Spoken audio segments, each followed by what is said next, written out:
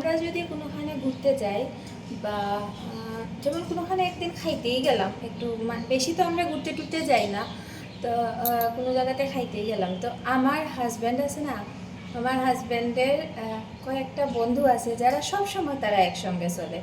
মানে তারা কিতা হইতাম, তারা একজন আরেকজনকে ছাড়া চলতেই পারে না। নামটি লইলাম না, লইলে আর মানে তারা আমার অবস্থা খারাপ করে দেবো, এটার লেগা নামটি লইলাম না। কিন্তু তারা যদি কোনোখানে যায়, আমার হাজব্যান্ড বা তারা সবাই মিলা যদি কোনো জায়গাতে যায়, তো তারার একটাই ইয়ে থাকে যে তারা দুনিয়ার যে যে যা খুশি তা খাইলো, তারার মাছ লাগবে। মানে মাছ এমন একটা জিনিস, তারা তোমরা কি দেখো, আমরা মাছ খাই না, সেটা যে কোনো মাছ থাকুক, মানে মাছ ছাড়া যেমন মানে মাছেই যেমন কি স্বাদ, আমাকে বাড়িতে তো মাছ খাওয়াতে কোনো জায়গা তাইলে একটু বালা বালা খাওয়া মানে চেষ্টা করো না খাওয়ার, না তারা মাছ দিয়া যে কুনারা পায়, তারা সব কীরকম।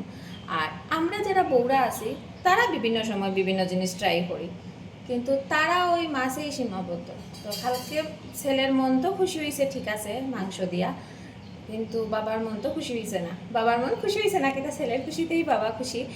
কিন্তু তারপরেও আজকে সকাল হইতেই মানে কইছে না আজকে কিন্তু মাছ মাছ করো। আমি বলছিলাম ডিম করিলা এখানে, আজকে আমি একটু মার এখানেও যাই গিয়া, তাড়াতাড়ি শেষ হয়ে যাব রান্না।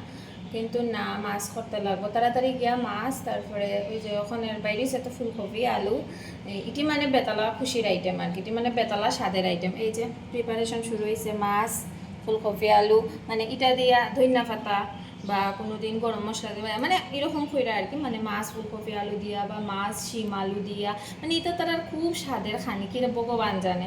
তো আজকে এই প্রিপারেশনে আছে, আজকে আছে মানে জামাইরে খুশি করা। আজকে লিখা অতটুকু, চলো টাটা।